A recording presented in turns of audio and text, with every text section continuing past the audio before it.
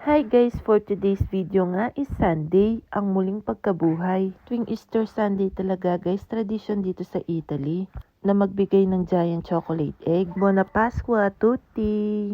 Dahil nga Sunday today guys, ayan pinauwi ulit si Nona. Dahil Sunday nga guys, tara simba tayo. Magsisimba nga ulit tayo dun sa simbahan malapit dito sa bahay. Hindi na nga sumama si Nono kasi nagsimba na sila kahapon ng kanyang amo. Ngayong araw nga guys, may araw kasi last week wala. Pero kahit nga na may araw guys, malamig pa din. Syempre magbi-video tayo ng naglalakad for the vlog. Pagdating nga namin dito sa simbahan guys, nag-uumpisa na pala. 10 o'clock pala yung mass namin today. Nakarating na nga kami ng alas 10 pasado. Nakahanap nga ng upuan si Nona at si Martina. Pero si Martina bumalik pa din sa amin. Dito na nga lang kami nagstay sa may likuran kasi si Matia naglalakad-lakad.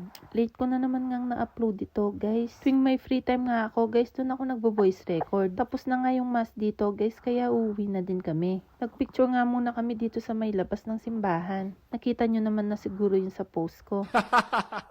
Naglalakad na nga kami pa uwi. Guys, tignan nyo naman si Martina, nilamig siya kaya binigay ko na muna sa kanya yung jacket ko. Tignan nyo naman si Matia, guys, nakatingin sa camera. Pagdating nga namin ng bahay, guys, kumain na kami ng lunch namin. After naman namin kumain ng lunch namin, ayan, naisipan ni Nona na magluto ng lelot balatong. Lelot balatong sa tawag namin sa Kapampangan. Ginataang munggo naman sa Tagalog. Una nga, guys, niluto muna ni Nona yung munggo. Pag naging ganito na yung kulay niya, yung nasunog na siya, pwede na. Pwede na siyang durug-durugin. Ayan, dinurog na nga ni Nono.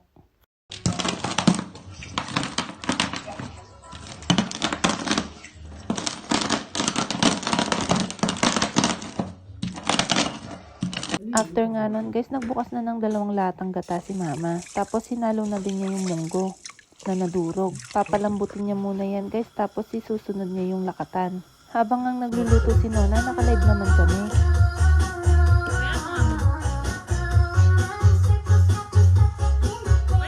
Dahil nga nakikita ni Matia yung mga chocolate egg nila, hindi na niya natiis, binuksan na niya yung isa. Tulad nga ng sabi ko guys, nagla-live kami dahil ngayon na binuksan yung alikansya ni Ate Martina. Inipon niya yan guys, pagja-Jollibee niya yan sa Pilipinas. Thank you nga pala kay Nona na every month naghuhulog ng 10 euro. Si Nono naman guys, yung naghulog ng buong 50 euro. Nag-post nga tayo guys at napinahulaan natin kung magkaning maiipon ni Ate Martina. At 2 nga yung nanalo guys kasi it's a tie yung difference nila. After nga naming nag-live guys, ayan luto na din yung ginataang munggo. Kanya man habang i-edit kay ni bisa ko tuloy mga ginataang munggo. Hanggang dito na lang guys. Thank you kung tinapos mo yung video.